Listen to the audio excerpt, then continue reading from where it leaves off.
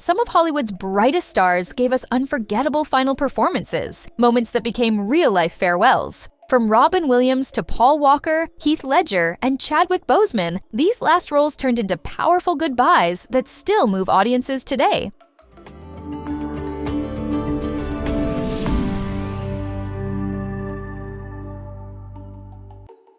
Robin Williams and Mickey Rooney shared their final goodbyes in Night at the Museum, Secret of the Tomb. For Williams, his portrayal of Teddy Roosevelt ended with a touching farewell line. "Smile, my boy.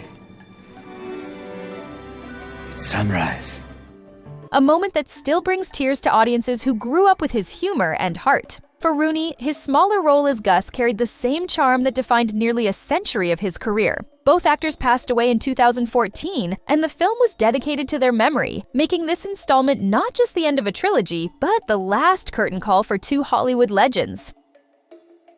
Paul Walker's final ride came in Furious 7, a film forever marked by his tragic death in 2013. As Brian O'Connor, he had been the heart of the Fast and Furious saga since the beginning, and his unfinished scenes were completed with the help of his brothers as stand-ins. The movie gave Brian a heartfelt farewell, with his character choosing family over the life, while fans around the world said goodbye to Walker himself. The emotional ending, paired with the song "See You Again," turned Furious 7 into more than just another action film. It became a tribute to his legacy. Philip Seymour Hoffman's last role came in The Hunger Games: Mockingjay, where he played Plutarch Heavensbee, the cunning rebel leader working against the Capitol. He had nearly finished filming when he died in 2014, and his absence meant the filmmakers had to alter his final scenes with Katniss Everdeen. Despite the tragedy, Hoffman's performance remained one of the most praised elements of the films, bringing gravitas and quiet intensity to the rebellion. For millions of young fans, he became the face of resistance in Panem, making Mockingjay not just another blockbuster, but a bittersweet farewell to one of cinema's most versatile actors. Lance Reddick's final appearance in John Wick, Chapter 4, became far more emotional than anyone could have imagined. Early in the film, his character Charon is executed in front of Winston, delivering his last words. "It has been an honor, my friend." Just a week before the movie's release, Reddick suddenly passed away from heart disease, giving those lines a heartbreaking new weight. Later, when John and Winston stand at Charon's grave, their tribute to him plays as both a farewell to the character and a real-life goodbye to the actor himself. It's a moment fans will never forget. Heath Ledger's final film wasn't The Dark Knight, it was The Imaginarium of Dr. Parnassus. He began the role of Tony Shepard, but after his sudden death in 2008, the unfinished part was completed by 3 stars: Johnny Depp, Jude Law, and Colin Farrell. It took not 1, but 3 actors to carry the weight of what Ledger left behind, a testament to his irreplaceable talent. Watching the film feels both haunting and magical, as his character's shifting faces mirror the loss of an artist gone too soon. It became Ledger's last chapter on screen, etched with both tragedy and brilliance. Tony Todd's final appearance in Final Destination, Bloodlines carried a weight no one expected. Playing mortician William Bloodworth one last time, Todd was already battling late-stage stomach cancer during filming. Despite his declining health, he delivered a powerful farewell that went beyond the character. In his final moments on screen, he spoke words that weren't scripted but came from him directly, a parting message to fans about treasuring life. Knowing this was both Bloodworth's exit and Todd's personal goodbye makes the scene one of the most emotional endings ever captured on film. Anton Yelchin's final moments in the Star Trek universe came with heartbreaking timing. In Star Trek Beyond, Captain Kirk delivers a toast to absent friends, a tribute originally meant for Spock Prime after Leonard Nimoy's passing. But just weeks before the film's release, Yelchin tragically died in a car accident at only 27. When the camera cuts to Chekhov during the toast, the scene takes on an unintended double meaning. What was written as a nod to one fallen star suddenly became a farewell to 2, leaving fans with a bittersweet final glimpse of Yelchin's Chekhov.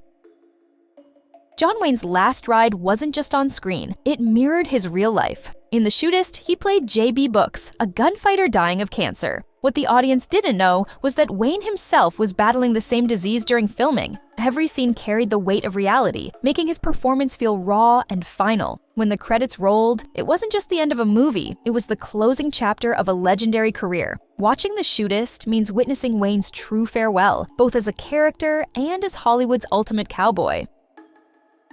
Audrey Hepburn's final film role carried a touch of poetic symmetry. In Steven Spielberg's Always, she played Hap, a gentle angel guiding Richard Dreyfuss's character through the afterlife. Though the part was small, it felt perfectly aligned with Hepburn's real-life mission in her final years, when she devoted herself to humanitarian work with UNICEF. After decades of dazzling audiences in Breakfast at Tiffany's and Roman Holiday, her last big-screen appearance wasn't about glamour, but grace. It became a fitting farewell for a star whose legacy shined just as brightly off-screen as it did in Hollywood.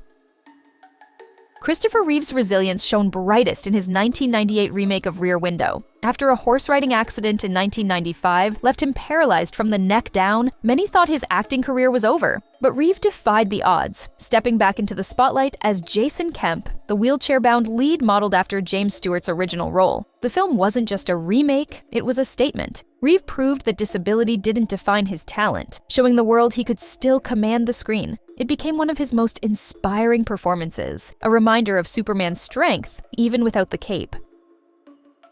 Chadwick Boseman's last live-action role wasn't in a superhero suit. It was in Ma Rainey's Black Bottom. Behind the scenes, he was battling colon cancer, but on screen, he poured every ounce of energy into Levy Green, a fiery trumpeter with dreams bigger than the world around him. One unforgettable scene shows him dancing, playing, and stealing the spotlight with pure charisma, a performance that would earn him an Academy Award nomination. Knowing he filmed it while fighting for his life makes the role more than just acting. It became Boseman's final gift to cinema.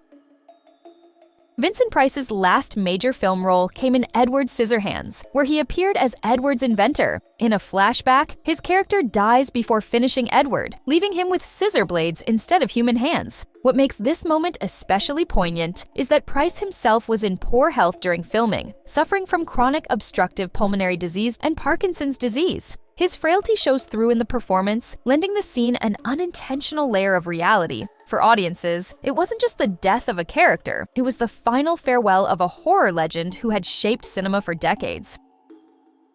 James Dean's final bow came in Giant, but the world never saw him live to enjoy it. At just 24, he was killed in a car crash, leaving his role as Jet Rink as both a career peak and a haunting goodbye. Dean had completed all his scenes before his death, and the film's release turned into an eerie time capsule of the future he never got. His raw performance earned him a second Academy Award nomination, making Giant not just another movie, but the final glimpse of what Hollywood lost far too soon.